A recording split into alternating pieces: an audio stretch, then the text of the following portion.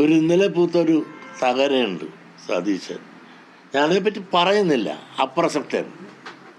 അദ്ദേഹമാണ് ഇതിൻ്റെ എല്ലാം ഏറ്റെടുത്ത് ഇങ്ങനെ പറഞ്ഞുകൊണ്ടിരിക്കുന്നത് ഞാൻ വർഗീയവാദം.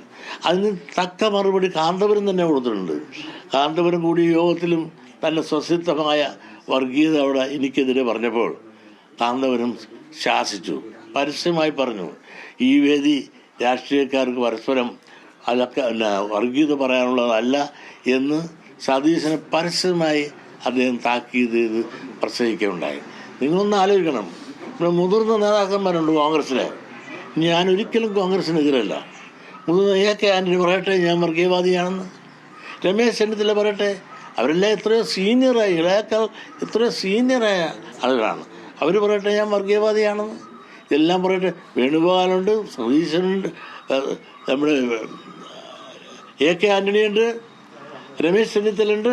ഇങ്ങനെയുള്ള ആളുകളെല്ലാം ഇന്ന് ലൈവായി ജീവിച്ച് രാഷ്ട്രീയത്തിൽ തന്നെ അവർ നിലനിൽക്കുന്നുണ്ട്. അവർ പറയട്ടെ വെള്ളാപ്പള്ളി നടേശൻ വർഗീയവാദിയാണ് എന്ന് പറഞ്ഞാൽ ഞാൻ അഡ്മിറ്റ് ചെയ്യാം.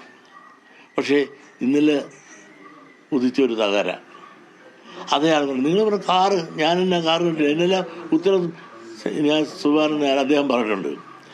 കാരണം കാറിനെ പറ്റി പറഞ്ഞപ്പോഴും നിങ്ങളൊന്ന് ആലോചിക്കണം, 80 കൊല്ലങ്ങൾക്ക് മുമ്പ്, സതീശനൊക്കെ ജനിക്കുന്നതിന് മുമ്പ് എൻ്റെ അച്ഛൻ എൻ്റെ മൂത്ത സഹോദരിക്ക് ഇംഗ്ലണ്ടിൽ നിന്ന് ആസ്റ്റിൻ കാർ കപ്പൽ ഇമ്പോർട്ട് ചെയ്താണ് കൊടുത്തത്.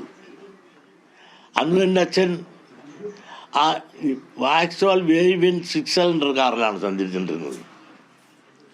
എനിക്ക് എന്തുണ്ടായിരുന്നു എന്ന് 80 കൊല്ലങ്ങൾക്ക് മുമ്പ് എൻ്റെ അച്ഛൻ എഴുതിയിരിക്കുന്ന ഭാഗം ഉടമ്പടി കണ്ടാൽ ഇത്രയുണ്ട്. അത്രയും ഭൂസ്വത്തുകളുടെ ഉടമയായിരുന്നു എൻ്റെ അച്ഛൻ. എൻ്റെ അച്ഛൻ കയർ ഫാക്ടറി ഉൽപ്പന്നങ്ങൾ ഇംഗ്ലണ്ടിലേക്ക് അയക്കുകയായിരുന്നു. അതുകൊണ്ടാണ് അവിടെ നിന്ന് കപ്പലിൽ ഇത് ഇറക്കാൻ സാധിച്ചത്. പക്ഷേ ഈ പറയുന്ന ആളിന് എന്ത് ആസ്തി ഉണ്ടായത് രാഷ്ട്രീയത്തിൽ വരുന്നതിന് മുമ്പ്? ഒരാസ്തി ഉണ്ടാകാതെ ഇതെല്ലാം ഉണ്ടാക്കിയിട്ട് എന്നെ എന്തിനും നിരന്തരം വേട്ടയാടുകയാണ്.